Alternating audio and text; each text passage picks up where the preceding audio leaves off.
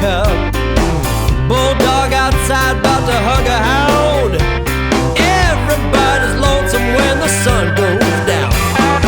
Casey here with Music You Can See. I'm sitting here with J.W. Jones at the Plaza Hotel in Las Vegas, Nevada at the Big Blues Bender. Is this your first time at the Bender? It is, yeah. How do you like it so far? You played one gig, you got a couple more gigs coming up. Yeah, we have a show tomorrow. We just came in last night from Salt Lake City, Utah. So we played a gig and then drove 6 hours and arrived here. Tell me about Belmont Boulevard. Well, that's our latest CD. It was released 2014. Okay. And produced by Tom Hendrich. He's a Grammy Award winner. He works with Buddy Guy, Susan Tedeschi, George Thorogood. And yeah, I love the record. It's got a lot of original material. I wrote a lot of the songs with Tom. And was nominated for a JUNO Award back home in Canada, which is the equivalent of your Grammy down here in the US. And yeah, I hit number 9 on the Billboard Blues charts, which was great. And now we have a brand new album coming out since that one's a couple years old. It's called High Temperature, coming October 28th. And it was produced by Colin Linden, who's a great Canadian. So is that some of what you were playing today? Yeah, we're playing a bunch of those songs. Yeah, it sounds really good. Tell me about the band. Is it the same outfit that you recorded with, that you tour with? Yes and no. It's a combination of both on the record. We've got Laura Greenberg on bass, Matt Lapense on drums, and they're on a few of the tracks on the new record, but we use studio musicians as well. So it's a good mixture of both. You know, we wanted to get a good vibe, and Colin Linden, the producer, brought in the band and set it all up. So. You have any guest players coming in or on the new CD? No guests per se. We have Jada Dreyer co-wrote one of the songs with Colin Linden. It's called How Many Hearts, and she's a #1 hit writer from Nashville, and just had a big hit with Luke Bryan. And she sings a duet with me on the new record called How Many Hearts. Was there a defining moment for you in your musical career that led you in this direction towards blues?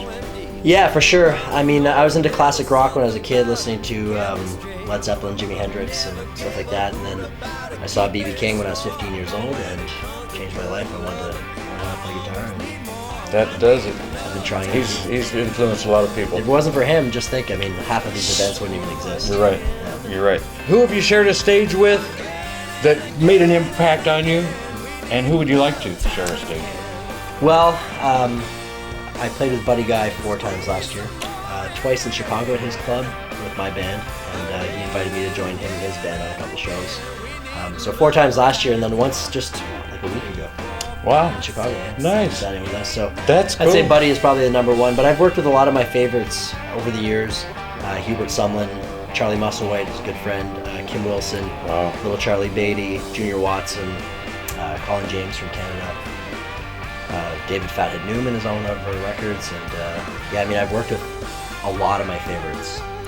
Besides the influence of B.B. King, were there any artists that maybe took you under the wing a little bit, or showed you a little something that made you, don't give it up, stick with it? Somebody that gave you a little bit extra motivation? Well, I mean, over the years, different guys at different times, different scenarios. Kim Wilson worked on a couple of my records with me. He was a guest on our 2nd CD, and he produced our 3rd one, and he was a huge influence on me early on. As the years went on, Little Charlie Beatty and Charlie Musselwhite, the 2 Charlies, are very, very cool and super supportive of not only the music but the business side too, and they've had given me a lot of direction with that. And then Jimmy Vaughn and Robert Cray and guys like that have been super cool over the last few years. Cool. I've been able to meet those guys, and they've been really, really supportive. Studio or live? What do you like playing better? Well, they're different worlds. I like them both for different reasons. I like playing live, and people ask us all the time about what kind of gig we like doing, whether it's festivals or clubs or whatever. And I think they all have something. They all have pros and cons. I like the small clubs too, where you can see the people and you're right close. And then you have theaters where everyone's looking and listening to every single word you say, which is a different world too. And then you have festivals where it's like, no holds barred. That's right, you got it. Like the Bender even. Yeah, exactly. What's your proudest moment? Okay, I know that one for sure. That is, I went to see Jimmy Vaughn a couple of years ago, and I went into the backstage dressing room area, and he was way on the other side of the room, and I walked in, and I knew he was there, and I knew he was across the room, but I didn't want to, be a fanboy and run up and say anything. Just hung out, and then he spotted me, and he came over, and he extended his hand, and he goes, "Hey man, how you doing? I watch you on YouTube."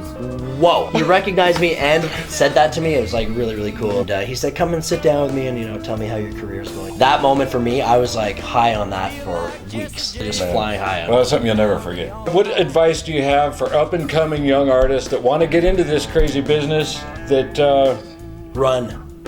Truth is, what I would recommend to anyone is, first of all, if you're talking about blues, then you have to honor the old guys and learn the traditional blues. You know, dig in as much as you can to all that stuff before you kind of venture out and then do your own thing after that. Let's talk about that. Let's talk about the Bonamassa syndrome, the rock blues crossover, the controversy. You know, I mean, there's a rift between blues and blues rockers. Where do you come down on that? Well, it's a really interesting question for me because I started as a blues purist. Like my first 4 or 5 records are all really traditional. Okay. And then as I became a better songwriter and more interested in having my own voice, I just wrote the songs the way they came out. So if it came out sounding like a rock and roll song, then I wasn't going to force my lyrics and ideas into trying to sound like a 50s blues song because it wasn't working. So, you know, things develop and I was that purist that was like, I don't want that rock blues crap, whatever. But now people call us rock blues, and initially when we started going into that direction, I felt really uncomfortable about that reference. But now I've realized that, you know, everyone loves different things. And I think there's enough room in here for everybody. Yeah, you know absolutely. I mean? And that's just it. You don't have, there's no rule. Just each artist can just be their own artist, and it's not really up to the public to decide what an artist does. It's up to the public whether they like it or not. Exactly. Right. But you do acknowledge that there is an issue. It's a huge issue, and it's completely ridiculous. And if anything, it's damaging the music scene. I totally agree. People they have the blinders on, and they're going, well, we don't want that because it sounds like this. I think each person should just be a little more open about it. I mean, it's okay to like what you like, but I can get into anything if it's good. Like, there's only 2 types of music, good and bad. Well, that's true. Forget about blues that's rock, right. blues rock, and this and that, and the West Coast and Chicago. It's too subdivided at that point. Then you have a website?